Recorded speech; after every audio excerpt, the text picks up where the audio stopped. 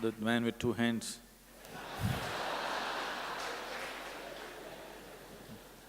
Namaskaram, Sadhguru. I just want to know the basic difference of the way of Shiva and the way of Buddha.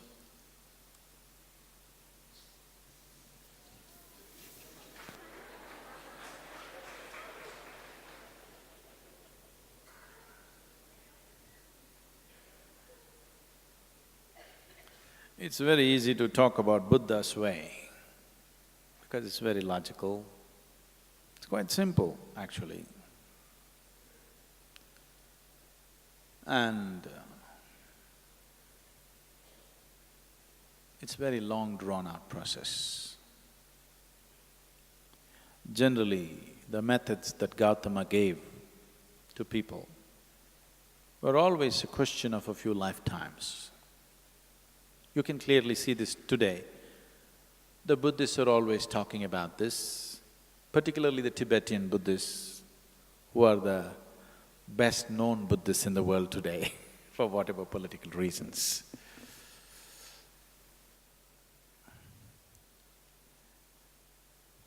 They're always talking about a few lifetimes of work.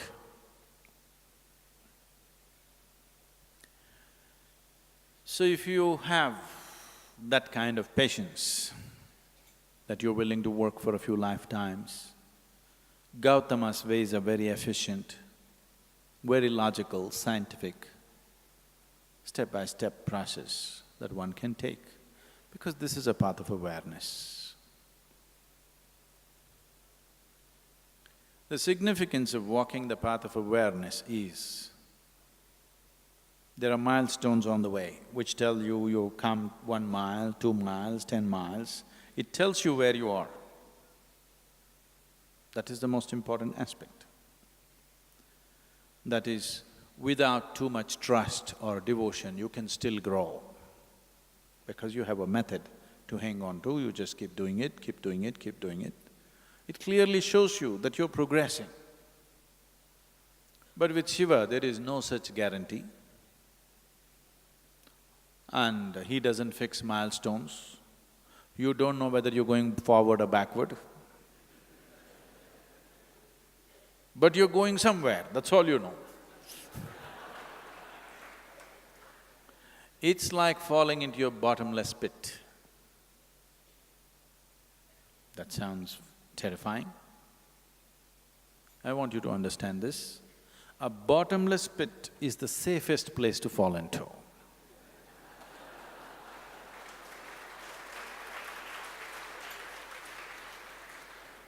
A pit with a bottom is dangerous. A bottomless pit is absolutely safe. Your life is done.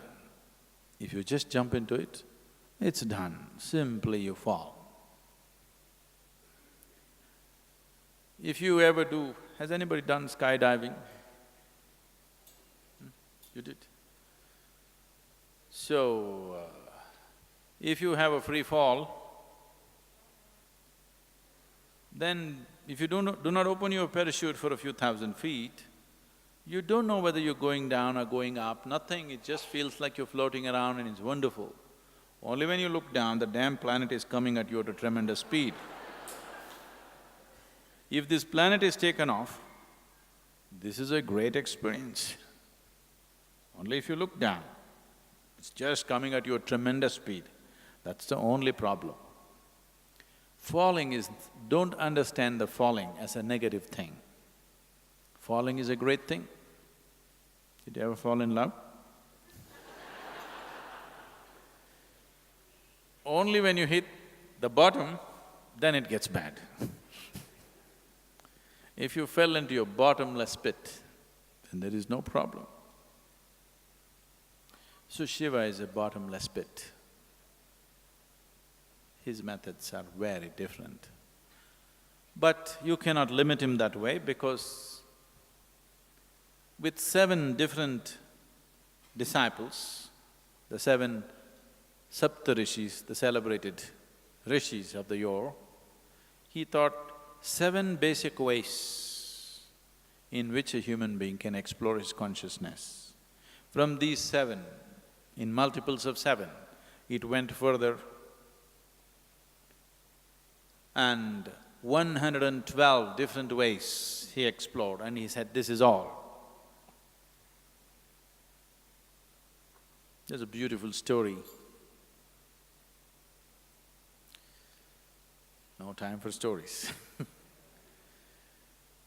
So, he expounded 112 different ways as to how a human being can attain to his peak.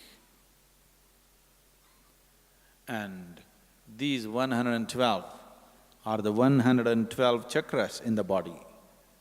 There are 114, but two of them are outside the physical body. He left those two and he said, 112 different ways of attaining when you're embodied. That means every chakra in the body, every meeting point of the energy system, one particular way of attaining. So he did not leave anything out. So Buddha is a small part of his work. I want you to understand. Gautama himself didn't go simply sit in the forest. The 8 years of his sadhana, he spent with various teachers across the country. And the whole spine of this spiritual process, this knowledge, has essentially come from Shiva. Wherever it is, whichever part of the world it is, the basic spiritual process comes from this spine, and it's been taken to different parts of the world in so many different forms. They look so different because these 112 different ways look absolutely different from one another. So what is the difference between Shiva and Buddha is not an appropriate question. Which aspect of Shiva did Buddha explore?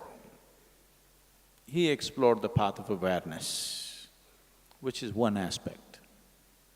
It's very unidimensional, but the significance of Gautama Buddha is, he's very scientific, clinical. He appeals to the logical mind. But he's like…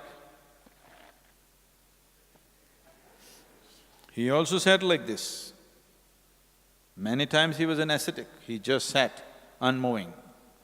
But many times he was mad, dancing, drunk. He was in all kinds of states because he didn't limit himself to any particular dimension. He just explored every aspect of life. So what you call as Buddha's way is just one aspect of these 112 different ways. And so many others have brought so many other aspects, but individual ways. Of the 7 disciples, of the 7 Saptarishis, the one who walked south means anything south of Himalayas is south. I'm talking to all the Mumbai people. Anything south of Himalayas is south. So Agastya walked south. And he became particularly active beyond the Vindhya mountains. You know that story about Vindhya mountains bowing down to Agastya Muni and he never came back, so… You know that story? No. You must learn something about India. So particularly the Deccan Plateau, he spread himself in such a way, every human habitation in Deccan Plateau he touched. Wherever you see, you will hear something about Agastya Muni.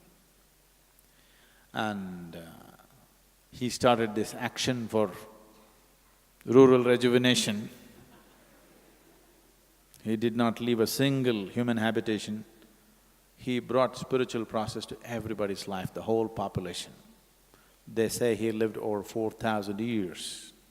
We don't know how long he lived, but definitely his lifespan was not a normal span of life, it was extraordinarily long.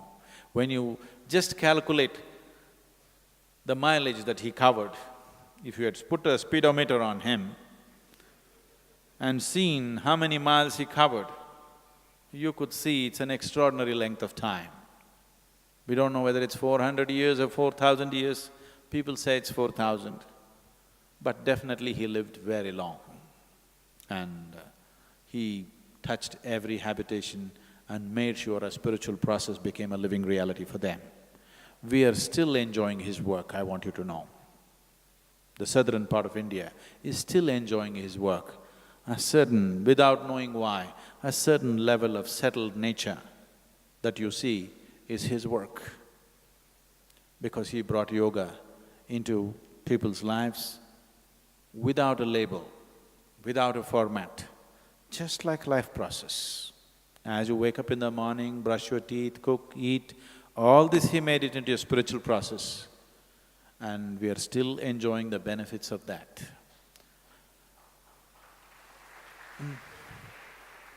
If you look at any spiritual process anywhere on the planet, you will see it is not outside the 112 ways in which Shiva explored this. But unfortunately, I am always strongly feeling about this. This is one being who has not been sufficiently acknowledged for the work that he has done, not as a god, for the work that he has done, for the knowledge that he spread, for the capability and empowerment that he did to humanity, the work that he did on human consciousness, for that he has not been sufficiently acknowledged. That's one of my wishes, that in the next 100 years, this one being must find more acknowledgement, because what he has done, no other being has done on this planet, no other.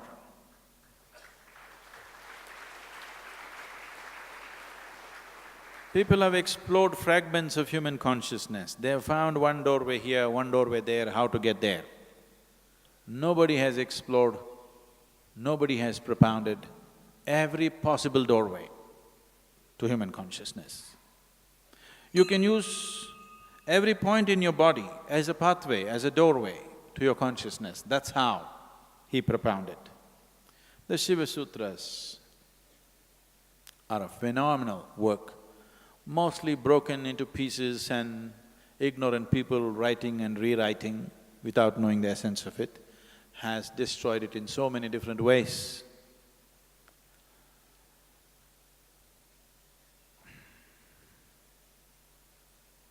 But I have enjoyed being his partner, and I know the depth and the dimension of his work, and he has not found even a fragment of acknowledgement that he deserves. Just saying somebody is a god is not good. As a being, what work he has done, he needs to be acknowledged for that. So, I always slip him in all kinds of odd places.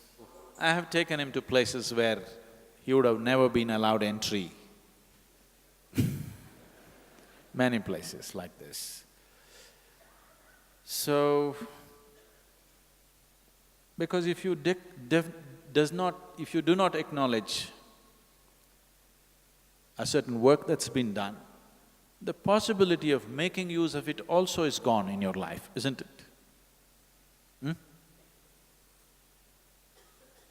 The possibility of making use of something that's available to us is better if we acknowledge, yes, this has been done.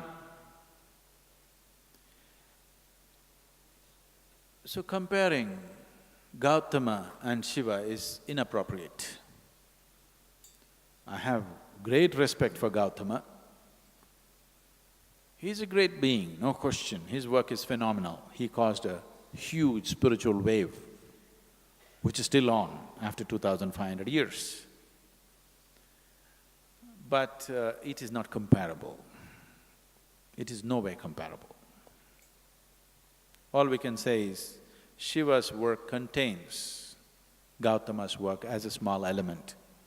It is less than 1%, because out of 112, Gautama explored one. And the important thing is he marketed it well and he encouraged thousands of people to take the path. That's his success. But Shiva is a little too inebriated to do marketing. You should do marketing for him. He is he won't do marketing. But still, generally it's believed, this is somewhere 40 to 60,000 years ago that he started his work. But after 60,000 years or 40,000 years, it is still alive, you can't kill it. You still can't kill it, isn't it? By the time I am done with my life, I'm sure I will leave him little more popular than the way he is today.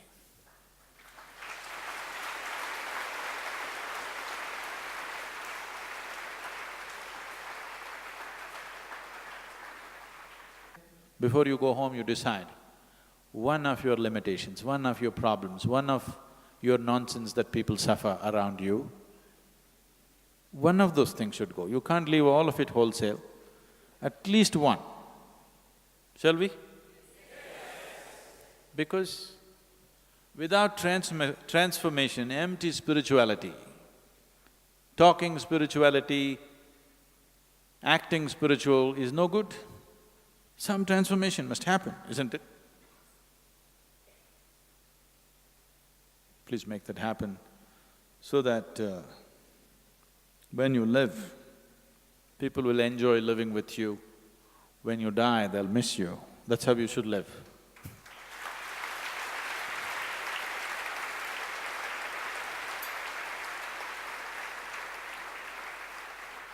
On a certain day, Shankaran Pillai's wife was particularly incensed about her husband. So she made a soup and put 5 extra spoons of chili. And she came and served it. It was hot, steaming hot. And she wants to see what happens. She wrung her hands, but he's reading the newspaper. She said, "The soup is ready." She said, "The soup is ready." She said, "The soup is ready." I said, and still reading the newspaper. Then she wanted to see whether it will really work or if the chili powder is adulterated, not strong enough. So she thought, let her check it up, and took a spoonful and just put it. It just exploded in her mouth. Tears welled up. Tears started flowing. Just at that moment, Shankaran Pillai kept his newspaper down and came. He looked at her and said, "Why are you crying?" She said, "You know, just last year my mother died. And how much she loved this soup. When I just saw this soup bowl, it reminded me of my mother." And tears came. "Oh, is that so? Don't worry, it's, what to do. We all lose our mothers and fathers sometime. It's all right." And Shankaran Pillai went back to his newspaper with the soup, and reading the newspaper, he put it in his mouth. It went boom like a dynamite, because this was a full spoonful. Tears came into his eyes. Then she came and said, "Oh, you're also emotional about my mother."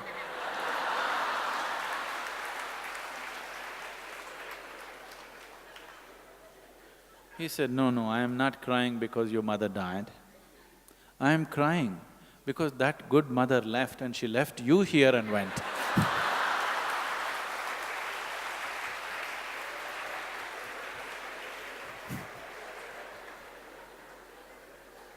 This is not the way to live.